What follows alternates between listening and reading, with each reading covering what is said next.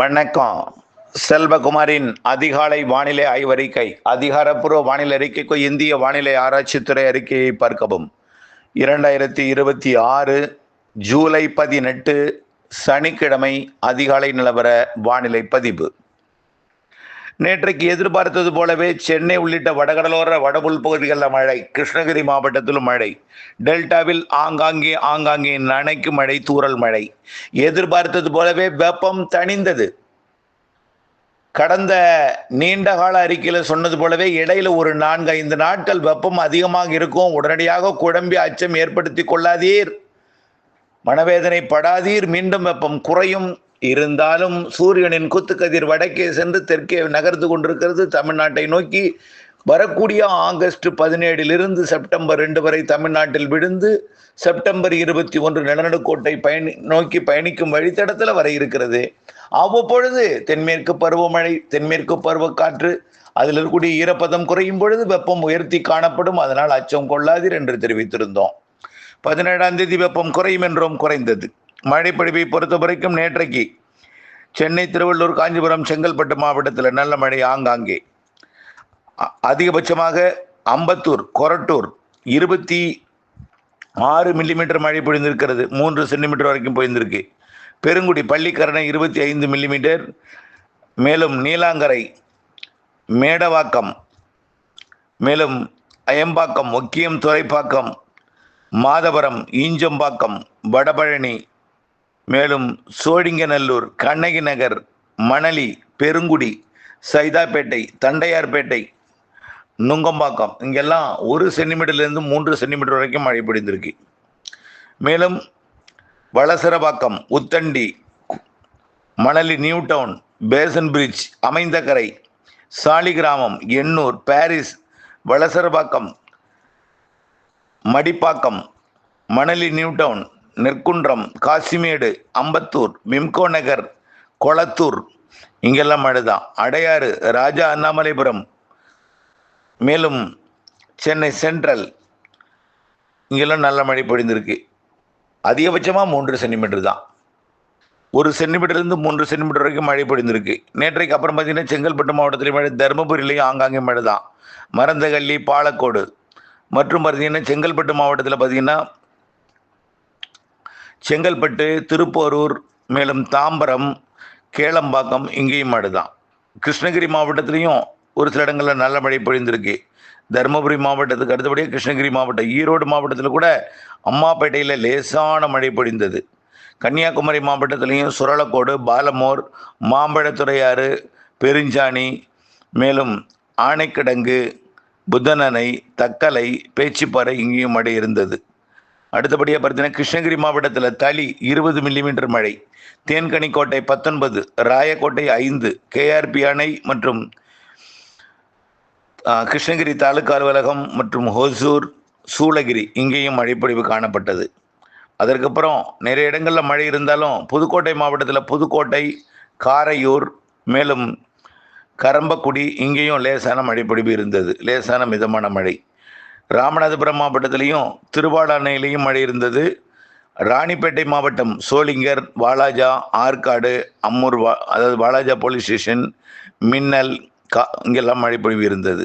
அடுத்தபடியாக சேலம் மாவட்டம் எடப்பாடியிலையும் 1 சென்டிமீட்டர் மழை இருந்தது. ரொம்ப குறைவான மழையாக இருந்தாலும் அங்கேயும் மழை இருந்தது. அடுத்தபடியாக இன்னும் பல இடங்களில் மழைப்பொழிவு அறிக்கை கிடைக்கப்பெறவில்லை. கிடைக்கப்பட்டதும் அறிக்கை சமர்ப்பிக்கிறேன். இன்றைய வானிலை எப்படி இருக்கும் அப்படிங்கிறத பார்ப்போம். இன்றைக்கு, அதாவது இந்த 18ஆம் தேதி சனிக்கிழமை மதியத்தில் ஆங்காங்கே கருமேகம் சூழும். பரவலாக பெருமழை வாய்ப்பில்லை, ஆனால் ஆங்காங்கே நனைக்கும். ஆங்காங்கே நனைக்கும். வெப்பநிலை குறைந்து தான் இருக்கும். இந்த 40 டிகிரி 41 டிகிரிலாம் போனதெல்லாம் போய் 100 டிகிரிக்குள்ளே தான் வெப்பம் இருக்கும். அதாவது 38 டிகிரி செல்சியஸ்க்குள்ளே வெப்பம் இருக்கும். அதை தாண்டாது. ஏற்கனவே உயர்ந்திருந்தது, உங்களை கடும் அச்சத்தில் அழுத்தி இருந்தது. இதற்கப்புறம் அப்படியே ஆங்காங்கே மழை பொழிவும். நள்ளிரவுக்கு பிறகு சென்னை, திருவள்ளூரில் மழை தெரியுது. நள்ளிரவுக்கு பிறகு திருப்பத்தூர், வேலூர், ராணிப்பேட்டை, திருவண்ணாமலை, கள்ளக்குறிச்சி, விழுப்புரம், புதுச்சேரி, சென்னை, திருவள்ளூர், காஞ்சிபுரம், செங்கல்பட்டு, இங்கே நள்ளிரவுக்கு பிறகு மழை தெரியுது. பின்னிரவு, அதாவது நள்ளிரவிலே அதிகாலைக்குள் இதில் சென்னை, திருவள்ளூர், செங்கல்பட்டு மாவட்டத்தில் கண்டிப்பாக அதிகாலையில் நாளை, அதாவது ஞாயிற்றுக்கிழமை அதிகாலை, இன்றைய சனிக்கிழமை நள்ளிரவுக்கு பிறகு மழை தெரியுது. நாளை ஞாயிற்றுக்கிழமையும் இதே போல் ஆங்காங்கே மழை இருக்கும். இதில் தென்மேற்கு பருவமழையும் லேசாக அப்பப்போ சாரலை கொடுக்கும். நேற்றுக்கு ஒரு சாரல் முக்கோணத்தில் கொடுத்துருக்கலாம். இன்றைக்கு லேசான தூறல் அப்பாச்சி கவுண்டர் மதிலெல்லாம் வந்திருக்கும். ஏற்கனவே இருந்த வெயில் போய் வெப்பம் தணிந்து இப்போ தூறல் சாரல் வந்திருக்கும். இந்த சாரல் அப்படியே தொடர்ந்துகிட்டே இருக்கும் 24ஆம் தேதி வரைக்கும். அப்பப்போ நினைக்கிற மழை, அப்பப்போ திடீர் சாரல், திடீர் தூறல், இப்படியே மேற்கு தொடர்ச்சி மலைப்பகுதிகளில், கணவாய் பகுதிகளில் இருக்கும். மலைப்பகுதிகள்லையும் ஒரு 2-3 சென்டிமீட்டர் அளவுக்கு அப்படியே ஸ்லைட்டாக மழை அதிகரிக்கும். 24ஆம் தேதி தென்மேற்கு பருவமழை கொஞ்சம் கூடுதல் சாரல் கொடுக்கும். ஆனால் கூடுதல் சாரல் தான், பெரிய மழைன்னு நான் சொல்லலை, கொஞ்சம் கூடுதல். இப்போ இருக்கிற சாரலை விட 24ஆம் தேதி கூடும். 25 நல்ல சாரலாக இன்னும் கொஞ்சம் கூடும். தமிழ்நாட்டில் வெப்பசலன மழையும் ஆங்காங்கே 24, 25லேருந்து கொஞ்சம் பரப்பில் அதிகரிக்கும். நல்லா சொல்கிறது கேளுங்க. கொஞ்சம் பரப்பில் அதிகரிக்கும்னா இதில் வார்த்தையில் என்னென்ன இருக்குது? ஒதுக்குதல் இருக்கும். உங்களுக்கு உறுதியாக பெய்யும்னு சொல்ல முடியாது. ஆனால் ஆங்காங்கே மழை இருக்கும். நேற்றைக்கு உறுதியாக எங்கே மழை சொல்லியிருந்தோம்? சென்னை, திருவள்ளூர், காஞ்சிபுரம், செங்கல்பட்டு சொல்லியிருந்தோம். அங்கே பெய்து இருந்தது. பல மாவட்டங்களில் மழை எதிர்பார்த்தோம். ஆங்காங்கே தூறல், நனைக்க மழைகள்லாம் இருந்தது. பெரிய மழை இல்லை, 3 சென்டிமீட்டர் வரைக்கும் மழை இருந்துச்சு வடகடலும். அதே போல் ஆங்காங்கே மழை இருக்கும். சென்னைக்கு உறுதியாக நாளை அதிகாலையில் தெரியுது. இன்றைக்கு நள்ளிரவு, சனிக்கிழமை இரவு, ஞாயிற்றுக்கிழமை அதிகாலைக்குள்ளே தெரியுது சென்னை, திருவள்ளூர், செங்கல்பட்டு மாவட்டத்தில். அப்படியே மழை ஆங்காங்கே இருந்துகிட்டே இருக்கும். மேற்கு தொடர்ச்சி மலையிலேயே அவ்வப்பொழுது லேசாக ஒரு சாரல் தூறல் வந்துட்டு இருக்கும். 24ஆம் தேதிக்கு அப்புறம் சாரல் தூறல் அதிகரிக்கும். 27, 28 இன்னும் கொஞ்சம் கூடும். 29, 30, 31 நல்ல ஒரு சாரலை கொடுக்கும். தமிழ்நாட்டிலும் வெப்பசலன மழை பரப்பில் அதிகரித்து காணப்படும். மாத இறுதி நாட்கள் வெப்பச்சலன இடிமழை பொழிவும் தென்மேற்கு பருவமழையுடன் இணைந்த வெப்பச்சலன இடிமழை பொழிவும் தமிழ்நாட்டிலே ஆங்காங்கே கொஞ்சம் பரப்பில் அதிகரித்து காணப்படும். மேற்கு தொடர்ச்சி மலையிலையும் 25 தொடங்கும் அந்த தென்மேற்கு பருவமழை 26, 27, 28 கொஞ்சமாக கூடும். 29, 30, 31 நல்ல ஒரு வலுத்த தென்மேற்கு பருவமழை பொழியும். அது அப்படியே 10ஆம் தேதி ஆகஸ்ட் 10 வரைக்கும் இருந்துகிட்டே இருக்கும். அதே நேரத்தில் ஆகஸ்ட் 10 வரைக்கும் தமிழ்நாட்டிலையும் வெப்பச்சலன இடிமழை பொழிவு ஒதுக்கி ஆங்காங்கே இருந்துகிட்டே இருக்கும்.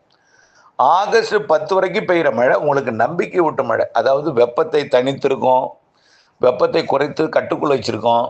அப்பப்போ மேகமூட்டம் சாரல் இருக்கும், அப்பப்போ நனைக்க மழை இருக்கும், ஆங்காங்கே லேசான மிதமான மழை இருக்கும். 28க்கு மேலே சற்று கனமாக வெப்பச்சலன மழை மாறும். தென்மேற்கு பருவமழை சாரல் கொஞ்சம் கூடும் மாத இறுதியில். அப்படியே மாத இறுதி நாட்கள் 29, 30, 31 கொஞ்சம் தென்மேற்கு பருவமழை நல்லாவே கூடும். 10ஆம் தேதி வரைக்கும் அப்படியே அப்பப்போ நல்ல மழைப்பொழிவை தென்மேற்கு பருவமழை கொடுக்கும். தமிழ்நாட்டில் வெப்பச்சலன தென்மேற்கு பருவமழை இணைந்த மழை 10ஆம் தேதி ஆகஸ்ட் 10 வரைக்கும் கொடுக்கும். ஆகஸ்ட் 10லேருந்து ஒரு 4-5 நாள் மீண்டும் கொஞ்சம் வெப்பத்தை உயர்த்துவது போல் தெரியும். ஏன்னா பசிபிக் பெருங்கடல் ஒரு நிகழ்வு உருவாகும். நல்லா புரிஞ்சுக்குங்க. பசிபிக் பெருங்கடல் நிகழ்வு ஆரம்ப நிகழ்வு எல்லாமே ஒன்றா சீனாவை நோக்கி, அதாவது தைவானை ஒட்டிய சீனாவை நோக்கி பயணித்துட்டு இருக்கு. இப்போ கொஞ்சமாக அப்பப்போ அடுத்தடுத்த நிகழ்வுலாம் எங்கே வரும்னு பார்த்தீங்கன்னா, தைவானுக்கு தெற்கு புறமாக தென் சீன கடலை ஒட்டி வரும். அதாவது ஹாங்காங் பகுதியை ஒட்டி வரும். ஆகஸ்ட் 10ஆம் தேதி வாக்கில் வரக்கூடிய நிகழ்வு நேரடியாக தென் சீன கடலில் ஹாங்காங்கு தெற்கு புறமாக வியட்நாம், கம்போடியா, லாவோஸ் பகுதியை நோக்கி வரும்.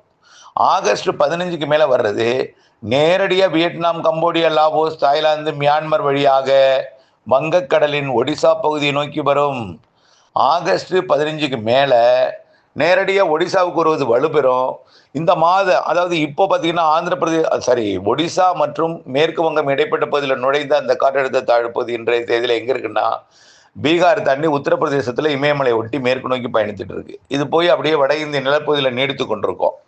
இந்த மாத இறுதியில் மேலும் ஒரு நிகழ்வு உருவாகி 25ஆம் தேதிக்கு மேலே உருவாகி, அது 27, 28, 29 தேதி வாக்கில் பாகிஸ்தானுக்கு போய் மாத இறுதி நாட்களில் பாகிஸ்தானில் பருவமழையை வலுப்படுத்தும், குளிர்விக்கும். அதுக்கு அப்புறம் தாங்க உங்களுக்கு அங்கேருந்து காற்று கொஞ்சமாக அப்படியே திசை மாறி கலையும். அப்புறம் தான் கேரளாவுக்கு வறுமழை வழுக்கும். நம்ம ஏற்கனவே சொன்னது தான். அது மாத இறுதி கொஞ்சமாக அப்படியே தொடங்கும் மழை ஆகஸ்ட் 10 தேதி வரைக்கும் இருந்துகிட்டே இருக்கும். அப்பப்போ மழை, சாரல் மழை, லேசான மழை, மிதமான மழை இருக்கும். நம்பிக்கை விட்டு மழையாக கொடுக்கும். வெப்பச்சலன மழையும் இருக்கும். ஆகஸ்ட் 15க்கு மேலே முழுமையாக பருவமழை ஆந்திர பிரதேசத்தின் வடக்கு பகுதி, ஒடிசா பகுதியில் அமைந்து தாழ்வு நிலைகள், காற்றை கட்டுப்படுத்தி கேரளா வழியாக கர்நாடகா வழியாக அனுப்ப ஆகஸ்ட் 15க்கு மேலே வலுப்பெறும் கர்நாடகா கேரளா மழை. தமிழ்நாட்டில் வெப்பச்சலன இடிமழை பொழிவும் இருக்கும். காற்று சுழற்சி வங்கக்கடலில் அமையும் பொழுது தமிழ்நாட்டின் வடகடலோரம் வட உள்பகுதி ஆந்திரா தெலுங்கானா கர்நாடகாவில் நல்ல மழை பொழிவை கொடுக்க தொடங்கும். ஆகஸ்ட் இறுதி 15 நாள் நல்ல மழை இருக்கும். ஆகஸ்ட் இறுதியில் கர்நாடகா கேரளாவுலாம் பலத்த மழை இருக்கும். இது நம்பிக்கை ஊட்டும் மழையாக தொடங்கி இறுதியில் வலுப்பெறும் என்று சொல்லிட்டு இருக்கோம். புரியுதுங்களா? அதனால ஆகஸ்ட் 15க்கு மேலே பலத்த மழையெல்லாம் இருக்கும். மேற்கு தொடர்ச்சி மலை, அணைகள், நீர்பிடி பகுதிகள் எல்லாமே அப்படியே உங்களுக்கு அதாவது கேரளா அணை, கர்நாடக அணையை நிரப்பி நீலகிரி மாவட்ட அணைகளை நிரப்பி ஆகஸ்ட் மாத இறுதி நாட்களில் பவானி சாகருக்கு வரும், மேட்டூருக்கு வரும். அப்புறம் பார்த்திங்கன்னா எல்லா அணைகளும் தமிழ்நாட்டின் மேற்கு தொடர்ச்சி மலைக்கு வரும். செப்டம்பர் முதல் செப்டம்பர் எல்லா வாரமே மழை தாங்க. செப்டம்பர் முழுவதுமே நல்ல மழை இருக்குது. தமிழ்நாட்டை பொறுத்த வரைக்கும் வெப்பச்சலனத்தின் கூடிய தென்மேற்கு பருவமழை, காற்று சுழற்சியின் கூடிய தென்மேற்கு பருவமழை இப்படி இருக்கும். இடிமழையாக இருக்கும். மேற்கு தொடர்ச்சி மலையில் பலத்த மழை, கர்நாடகாவில் இருந்தும் கேரளாவில் இருந்தும் நமக்கு நல்ல சாரல் மழைப்பொழிவை கொடுக்கும். அணைகளை நிரப்பும் மழைப்பொழிவு செப்டம்பர் முழுவதுமே இருக்கும். உபரிநீர் திறக்கும் வகையில் அதாவது செப்டம்பர் இறுதி அக்டோபர் முதல் 15 தேதி எல்லாம் உபரிநீர் திறக்கும் வகையில் கண்டிப்பாக இருக்கும். அக்டோபர் முதல் 15 தேதி பலத்த தென்மேற்கு பருவமழை இருக்கும். வியப்பூட்டு மழைன்னு ஏற்கனவே நம்ம சொல்லியிருக்கோம், நேற்று அறிக்கையிலையும் சொல்லியிருக்கிறோம். ஆகவே நல்லா நீங்கள் நம்ம சொல்கிற வார்த்தையில் உங்களுக்கு நம்பிக்கை வேண்டும்னா அப்படியே கடந்த காலத்தை நம்ம சொன்ன அறிக்கையும் அப்படியே நினைவுபடுத்தி பார்க்கணும். என்ன சொன்னோம்? 10 நாள் இடைவெளி கொடுக்கும், வெயில் அதிகரிக்கும். அப்போ வெயில் அதிகரிக்கும்னு அச்சப்படக்கூடாது அப்படின்னு சொன்னோம். கடந்த 3 நாள் எவ்வளவு நீங்கள் பீதி அடைஞ்சிங்க. அனல் காற்று வீசுது, அப்படி வீசுது, தமிழ்நாட்டில் அனல் காற்று, வெப்ப அலை, அதுன்னு பயங்கரமாக பேச பொருளாச்சு. 17ஆம் தேதி சென்னைக்கு மழை பெறும், அன்றைக்கு கொஞ்சம் வெப்பம் தனியும் சொன்னது. வெப்பம் நேற்றைக்கு தணிந்தது. இது தொடரும், இப்படியே இருக்கும். இருந்தாலும் இடையில ஒரு நாள் 2 நாள் ஒரு சில இடங்களில் அந்த 100 டிகிரி ஒரு சில தொட்டாலும் கவலைப்பட வேண்டியதில்லை. ஏன்னா சூரியன் கூத்துக்கதிர் தமிழ்நாட்டை நோக்கி வந்துட்டு இருக்கிறதுனால இதை முற்றிலுமாக தென்மேற்கு பருவமழை வலுப்பெறும் பொழுது முற்றிலுமாக சூரியன் குத்துக்கதிர் விழுந்தாலும் தென்மேற்கு பருவமழை அங்கிருந்து வரக்கூடிய ஈரப்பதம் வெப்பத்தை தணிக்கும். அவையெல்லாம் படிப்படியாக மாறும். வெப்பச்சலன இடிமழை பொழிவு தொடர்ந்து கொண்டிருக்கும் நிலையில் தென்மேற்கு பருவமழை 25ஆம் தேதியிலிருந்து மெல்ல தொடங்கி 10ஆம் தேதி வரைக்கும் அங்கங்கே தென்மேற்கு பருவமழை வலுத்திருக்கும், வெப்பச்சலன மழை இருக்கும். ஆகஸ்ட் 15க்கு பிறகு வலுத்திருக்கும். எப்பொழுதுமே ஆகஸ்ட்டில் தான் பருவமழை நம்ம சொல்லியிருந்தோம். இந்த வருடம் ஒரு 15 நாள் தாமதமாக வலுப்பெறும்னு சொல்லியிருக்கோம். அதன் அடிப்படையில் ஆகஸ்ட் 15க்கு மேலே தென்மேற்கு பருவமழை கண்டிப்பாக கேரளா கர்நாடகாவில் நன்றாக வலுத்திருக்கும். அதுக்கு முன்னாடி இல்லைன்னு சொல்லலாம். என்ன சார் ஆகஸ்ட் 15 கொண்டு போயிட்டீங்கன்னு சொல்லாதீங்க. இருக்கும். இப்பொழுது நேற்றைக்கு இருக்கிற வரக்கூடிய வந்த சாரல் போல வரக்கூடிய நாளும் சாரல் இருக்கும். 25லேருந்து கூடுதல் சாரல், மாத இறுதியில் மேலும் கூடுதல் சாரல். நான் சொல்வது அணைகளை நிரப்பும் மழைப்பொழிவு ஆகஸ்ட் 15க்கு மேலே. முதல்ல கர்நாடக அணையை நிரப்போம், நீலகிரி அணையை நிரப்போம் ஆகஸ்ட் 15க்கு மேலே. அப்புறம் செப்டம்பரில் அங்கிருந்து உபரி நீர் தமிழ்நாட்டின் அணையை நிரப்போம். இதை நம்ம சொல்கிறோம். கண்டிப்பாக வானிலை அப்டேட்ஸோடு இணைந்திருங்கள். வானிலையிலிருந்து விவசாயம் செய்திருங்கள். அப்டேட்ஸ் இணைந்திருப்பது அவசியம். வடகிழக்கு பருவமழை சொல்லிட்டோம். செப்டம்பர் அக்டோபர் வலுத்த தென்மேற்கு பருவமழை இருக்குது. அக்டோபர் 18லேருந்து வடகிழக்கு பருவமழை தொடக்கமே வலுவாக இருக்கும்னு சொல்லிட்டோம். அக்டோபர் 18லிருந்து ஜனவரி 10 வரைக்கும் வலுத்த வடகிழக்கு பருவமழை இருக்குது. அணைகளை நிரப்பும் மழைப்பொழிவு ஏற்கனவே சொல்லிட்டோம். தென்மேற்கு பருவமழை இறுதி கட்டம். தமிழ்நாட்டில் ஏரி குளங்களை நிரப்பும் மழைப்பொழிவு வடகிழக்கு பருவமழை. அதனால் மழைநீரை சேகரிக்க ஏரி குளங்களை தயார்படுத்துவோம், ஆழப்படுத்துவோம், அகலப்படுத்துவோம், புதிய ஏரி குளங்களை அமைப்போம், கரைகளை பலப்படுத்துவோம். இவையெல்லாம் வடகிழக்கு பருவமழைக்கானவை என்பதையும் தெரியப்படுத்த விரும்புகிறேன். தொடர்ந்து அப்டேட்ஸோடு இணைந்திருக்க அன்போடு கேட்டுக்கொள்கிறேன். நன்றி.